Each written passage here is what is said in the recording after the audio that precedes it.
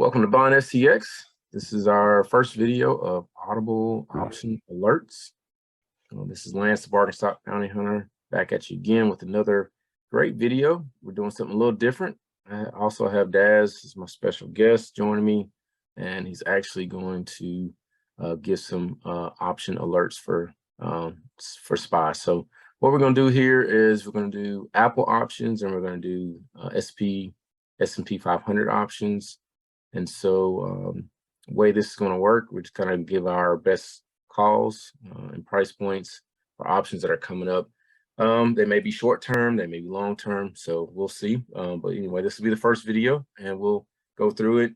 The way we do options, we both do options a little bit different. So I'll show you my way, how I do them, and then Daz will show you his way.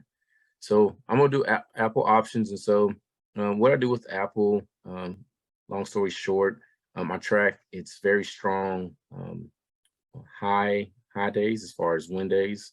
So days that the price goes up from open to close, and I track its strong low days when the price loses, means it goes from a lower close price than it opens up at. And so I've been doing that for a while. So I track this going back, go back to 11 years. So go 11 years back in the past to give a presentation of what it looks like in the future. And so typically over the last 11 years, Apple moves like this in terms of its days that it wins or loses in a very strong way. And so we see very, very much so that Apple has been pretty much tracking as much as it can be on the projected versus the cumulative actual. So the projected is the blue, the actual is the red. And so what we're looking to do is when we do call options, which is we're trying to call the price up, meaning when the price is down low, we're going to call out that the price is going to go up in the future. When the price is up high, or when the chart's up high, we're going to put down on where we feel like the price is going to go down to in the future. So that's what a put would be, a put down, and that's how I like to look at a call up. So we're just projecting at the peaks that it's going to go down, put down. We're projecting the valleys that's going to call up in the future. So that's what we're going to do. So this week and next week, and so I actually started last week looking at on the 6th, and also this week, we're going to be buying call options for the future, going out to, I believe, December. And so December, we see the price start to go up around November, and in December from the price that it's at today. So we're going to call up the price at this point for the future, and we're going to do put downs for the short term. So here we see the price going to go up in the end of October, and we want to put down the price to come down somewhere in November. So that's what we're going to look at. So let's go to the charts. And so I look at that, what I just showed you first, and then also go to Apple stock chart. And so as I like to project, this is a pattern from previous pullbacks. And so we see Apple's been on a strong pullback, right? And so that means the call options are going to be quite cheap for the potential that Apple returns up in the future, right? So we know Apple's a very good volume stock. We also want to look at high volume stocks when we do this. And we see what projection in historical past, and we see that on November 7th, that this potentially will swing back up. So we're going to look at, again, short-term puts, right, to follow this pattern down. So as the market is falling down, we want to make money while the market's falling down. And then when the market returns, we also want to be prepared to load up and make money on its rise back up, right? So we see a couple things. Apple's out of the cake zone, right? So we know the price wants to be up here, right? So we want to buy call options while they're cheap. We also see there is a earnings report coming out soon. And so we do know they just launched a new iPhone and all that jazz. But anyway, we see MACD coming down. So we see all this coming down. So we definitely want to buy short-term puts, but long-term calls, right? So the best plays or calls I see coming out this week. So this is a call option for December 16th of this year. And so what I like to look at is 3-day, 5 minutes. So I'm looking at very close range for my call options. I believe this one will show real quick. This one's showing 942, so it's close to about 1,000 contracts being traded at this point.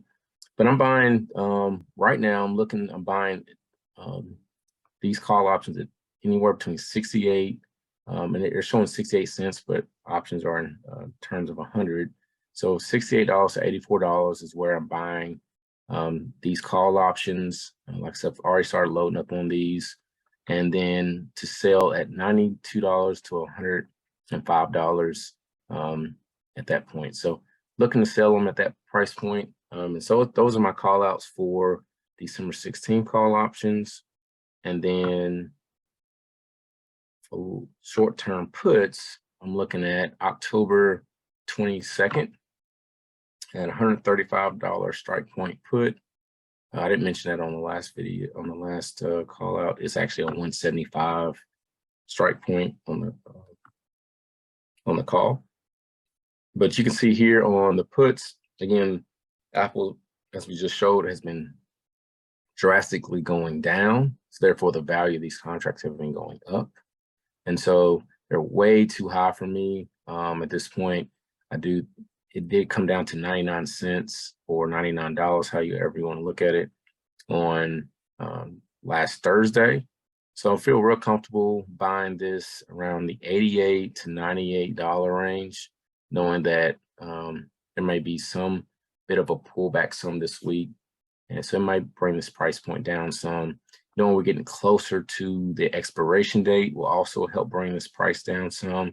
I definitely want to look at selling these at the 135, 145 range. So that's my call out for October 21st, 135 strike point puts. All right, so I'm gonna pass it over to Dazz to share his call outs for SPY. My options with SPY so far that I found the most success is kind of simple. I pretty much just find the area where I see like a big buy price and a lot of momentum going up, or I find a place where I feel like a lot of supply, they would say, like supply and demand zones in a sense, and I'll just mark that from here. So with SPY is kind of tricky to me because it kind of follows, of course, the S&P 500 and, the mini futures and everything. So my strategy is I only buy options with these when they go into my zones. So if SPY was to fall to the 357.04, or even if it goes down to 355, I'm looking at buying some calls. And the calls I'm looking at buying will be like around the 12th October. And I'm looking at the 370 with the 370 strike price.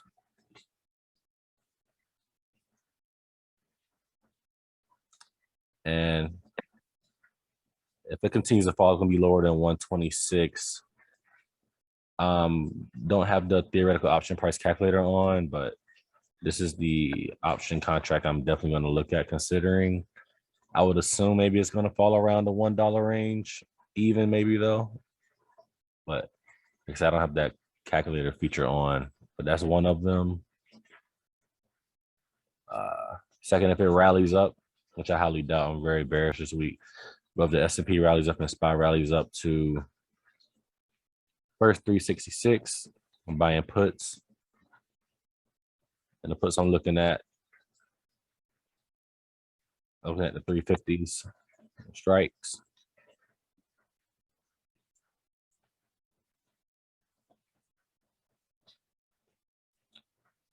And anywhere around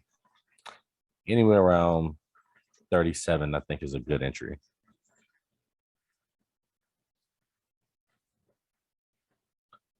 But yeah, that pretty much sums up what I do for the options. So I just find a good area where I feel like the prices build up. I guess what they would say a demand zone, and price shoot up, and I find a supply where the price shoot down. That's pretty much how I gauge where I want to buy my calls and puts. But yeah, Lance, that's really pretty much all I got. It's real simple. I know it's real, but good stuff. I think one thing be good to show the audience. I failed to do it on my end, but the percentages that can be made. Yeah, option. Easy. Got you. Let's go here. What day is this? Let's go to the 5th. Let's say you I'm gonna change to the intraday chart. Actually, be a little bit easier. We'll go to the 5th. Let's say you were buying some calls. Let's say you felt like the S&P was oversold right here. You're like, okay, yeah, I feel like it's gonna rally up. So let's say you would have bought the shares in one day.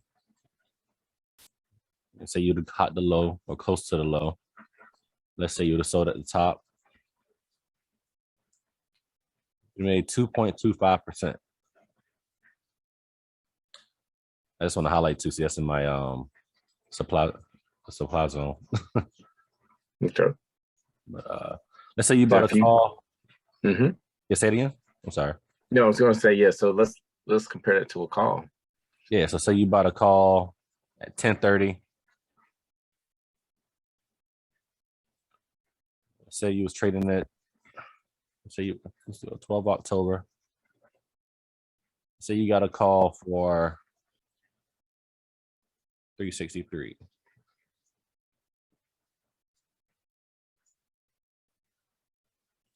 This is the 5th of October at 10:30. So the 5th.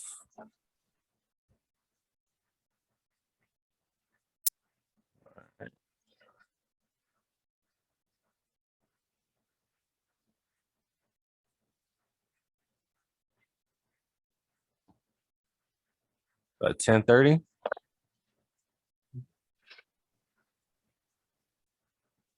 So you'd have bought your call at roughly 1080.